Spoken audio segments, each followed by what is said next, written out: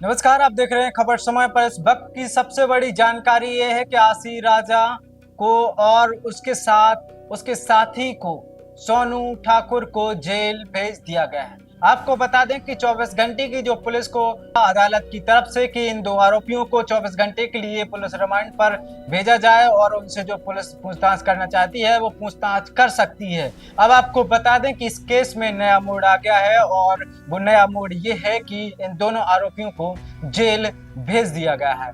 अब यहाँ कुछ सवाल खड़े होते हैं इस केस को लेकर, जो न केवल पुलिस को कटघरे में शामिल करती है, बल्कि इसमें जो दो आरोपी हैं उनको भी कटघरे में खड़ी करती है। आपको बता दें कि आरोपी की मां ने कहा है कि क्या आपको लगता है कि एक 22 से 23 साल की लड़की किसी टीआई को ब्लैकमेल कर सकती है? उनकी मां ने बहुत बड़े सवाल खड़े किए हैं कि क्या एक टीआई को एक लड़की 22 से 23 साल की लड़की ब्लैकमेल कर सकती है।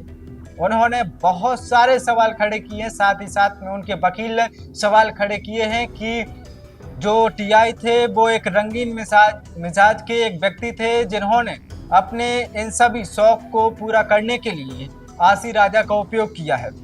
आसी राजा को इन रंगीन मिजाज की हरकतों के बाद उनको कहीं गाड़ी गिफ्ट की गई तो कहीं अन्य वस्तुएं उनको गिफ्ट की गई हैं।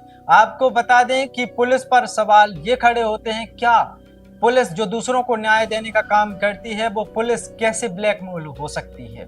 और सबसे बड़ी बात तो ये है कि बताया जा रहा है गुप्त सूत्रों से मिली जानकारी के अनुसार कि जो टीआई थे अरविंद कुजूर वो नशे के आदी बताए जाते थे। आपको बता दें कि अगर वो नशे के आदी थे तो क्या इस बात की जानकारी उच्च अधिकारियों को नहीं थी? क्योंकि सवाल उस वक्त भी खड़ा होता है कि जब उन्होंने आत्महत्या की थी उससे 2 दिन पहले से वो थाने नहीं जा रहे थे। इस पर बताया जा रहा है कि एसपी ने उनकी 1 दिन की गैर हाजिरी भी लगाई थी। तो क्या उच्च अधिकारियों को उनकी इन आदतों के बारे में पता था? अगर पता था तो उन पर कार्रवाई क्यों नहीं की गई? क्यों नहीं उनको रोका गया कि आप इस प्रकार की नशे करके थाने नहीं आ सकते हैं, इस प्रकार की जो एक जिम्मेदार ड्यूटी है वो नहीं निभा सकते हैं? आखिर क्यों नहीं उच्च अधिकारियों ने इस मामले में पहले हस्तक्षेप किया और कोई कड़ी कार्रवाई की? ये बहुत बड़ा सवाल है। आपको बता दें कि इस मामले में लगभग 1 दर्जन से अधिक लोगों से जांच पड़ताल की गई। आज से 2 दिन पहले के आसपास एक व्यक्ति, राहुल शुक्ला नाम के एक व्यक्ति के घर पे अचानक पुलिस दबिश देती है और बताया जा रहा है उनको लेके जाती है और उनसे पूछताछ भी करती है। ऐसे लोगों से पूछताछ करती है, लेकिन इस केस में केवल 2 लोगों का ही ऊपर एफआईआर दर्ज की गई और उन 2 लोगों को जेल भेजने का काम किया गया है। आपको बता दें कि उनकी मां बहुत बड़े बड़े सवाल खड़े कर रही है कि इनको सिर्फ बलि का बकरा बनाया जा रहा है, क्योंकि पुलिस के ऊपर जो सवाल खड़े हो रहे हैं, कहीं ना कहीं पुलिस इस मामले में जो जिम्मेदारी होती है उसकी जिम्मेदारी खरी नहीं दिखाई दे रही है।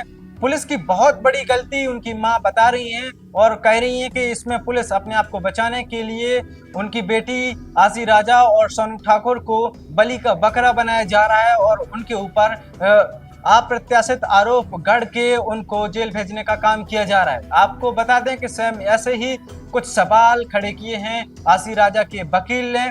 अब सवाल ये भी है कि छतरपुर के एसपी अगम जैन जो छोटे छोटे विषयों को लेकर भी प्रेस कॉन्फ्रेंस करते हैं और उसके बारे में जानकारी देते हैं।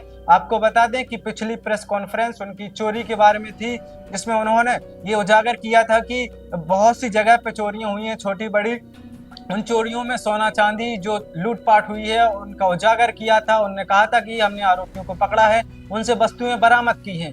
तो छतरपुर का सबसे बड़ा मामला जो हाईफाई बना हुआ है, उस मामले में अभी तक एसपी की तरफ से यानी पुलिस अधीक्षक की तरफ से प्रेस कॉन्फ्रेंस क्यों नहीं की गई? क्यों नहीं इस पर बिंदु बाई पॉइंट लोगों को जानकारी दी गई, मीडिया को जानकारी दी गई कि आखिर कैसे अरविंद कुजूर जो टीआई थे वो इस चक्कर में फंस जाते हैं और ब्लैकमेल होते हैं और फिर अपने आप को मौत के घाट उतार लेते हैं। सवाल इस बात पर भी है कि क्या पुलिस अपने आप को बचाने की कोशिश कर रही है? लग तो ऐसा ही रहा है। आपको बता दें कि इससे जुड़े हुए बहुत सारे लोग थे जिनसे पूछताछ की गई है, लेकिन 2 लोगों को ही आरोपी बनाया गया है और उनको अब जेल भेजा जा चुका है। तो ये तमाम सवाल थे, जिन सवालों के जवाब अभी मिलना बाकी है। हम और भी इस केस से रिलेटेड जानकारी आप तक पहुंचाते रहेंगे। तब तक के लिए बने रहिए खबर समय पर। नमस्कार।